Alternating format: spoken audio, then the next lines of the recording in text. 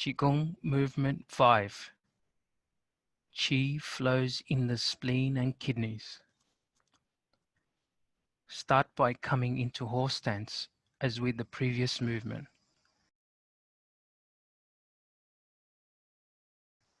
Turn the left hand so that the palms face up and are opposite and below the right palm. Then move towards the right side. Turn the palms so that they now face opposite directions. Imagine you are turning a ball. Then move the waist and hands to the left side and then swap hands so that the left hand is below the right hand and then turn to the right.